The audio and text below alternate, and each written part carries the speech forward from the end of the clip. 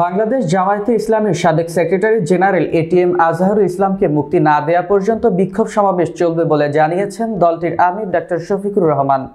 এ সময় তিনি বলেন, আমরা ভদ্র মানুষ, কিন্তু আমাদের ভদ্রতাকে কেউ যাতে দুর্বলতা মনে না করে। ভদ্র মানুষেরা যখন শক্ত হয় তখন কেমন হতে পারে তা দেশের মানুষ দেখেছে। মঙ্গলবার এটিএম আজহারুল ইসলামের মুক্তির দাবিতে রাজধানীর পল্টন মোড়ে আয়োজিত সমাবেশে তিনি একথা বলেন। ডাক্তার শফিকুর রহমান বলেন, আমরা মনে করি সরকারের শুভ বুদ্ধির পরিচয় দেবে। একে একে মজলুমদের মুক্তি দিয়েছেন, সর্বশেষ মজলুমকেও মুক্তি দিন। এর মধ্যে যারা হারিয়ে গেল তাদের তো আর ফিরিয়ে দিতে পারবেন না, আর 13 মিনিটও তাকে জেলে রাখা হয় তা আমরা চাই না। তিনি বলেন, আওয়ামী লীগ ফ্যাসিবাদ কায়েম করেছিল, তার প্রধান থাবা পড়েছিল জামায়াতে ইসলামীর ওপর। সে সময় দায়িত্ব নিয়েছিল এটিএম আজহার। বাংলাদেশ ফ্যাসিবাদ থেকে মুক্ত হলেও ফ্যাসিবাদের প্রথম সাক্ষী এটিএম আজহারকে মুক্তি দেয়া হয়নি। আমরা ভাবতেও পারিনি তার মুক্তিতে আমাদের রাস্তায় নামতে হবে। আজ থেকে তার মুক্তি না হওয়া পর্যন্ত আমাদের সমাবেশের শুরুও নেই, শেষও নেই, বলেন জামায়াতের আমির। জামায়াত কখনো আপোষ করেনি উল্লেখ করে দলটির আমির বলেন, ফাঁসির কাস্টে নেওয়ার পর পর্যন্ত আমাদের নেতারা কারো সাথে আপোষ করেননি। তাদের মুক্তি দেওয়ার জন্য নানা মহল থেকে আপোষ করার কথা বলা হয়েছিল। জামায়াতে ইসলামীর নিবন্ধন ও প্রতীক ফিরিয়ে দেওয়ার আহ্বান জানিয়ে তিনি বলেন, আমাদের নিবন্ধন জালিমরা কেড়ে নিয়েছিল, আপনারাও কি জুলুম করবেন? আর কোনো বৈষম্য আমরা মেনে নেব না। ফ্যাসিবাদের সবচেয়ে কঠিন সাক্ষী আজহারুল ইসলাম সাহেব মুক্ত হলেন না কেন? কোন জিনিস তাকে এখনো আটকে রাখতে বাধ্য করেছে?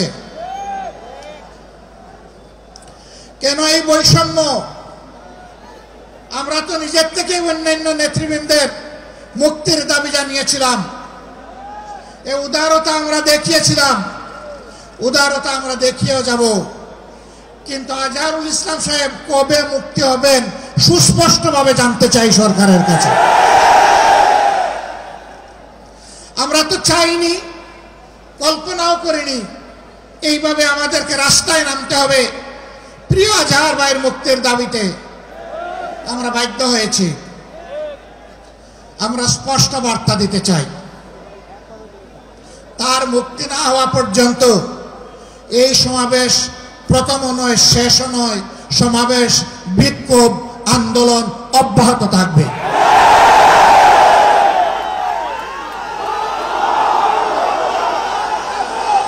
আমরা আশা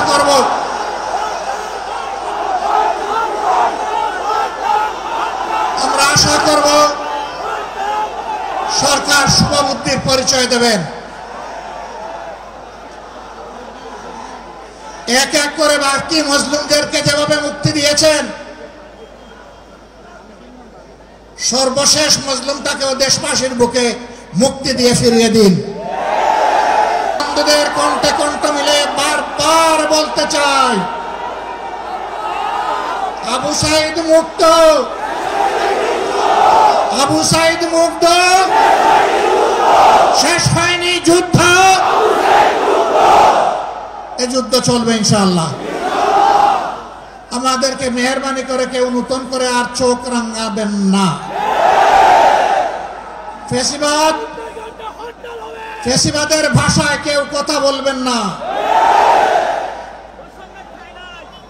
কথা বলবেন রাজনীতিবিদের ভাষায়। আমরা ওয়েলকাম করব, অভিনন্দন জানাবো, সমালোচনা করবেন, চুমু দেব, কিন্তু চোখ রাঙাবেন না মেহেরবানি করে। এই সংগঠন কারো চোখ রাঙানোর পরোয়া করে না।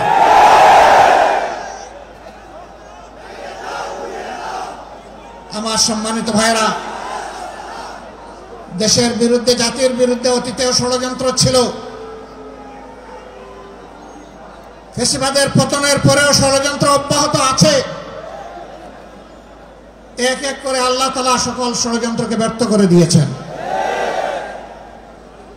আমরা আশাবাদী একটা ঐক্যবদ্ধ জাতি আগামীতেও সকল ষড়যন্ত্র আল্লাহর সাহায্যে ব্যর্থ করে দিবে ইনশাআল্লাহ।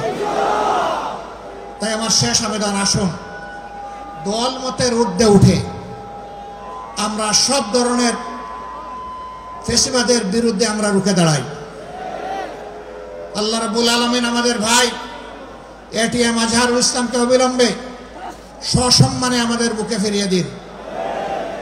তাকে মুক্ত বাতাসে শ্বাস নেওয়ার তৌফিক আল্লাহ তাআলা দান করুন।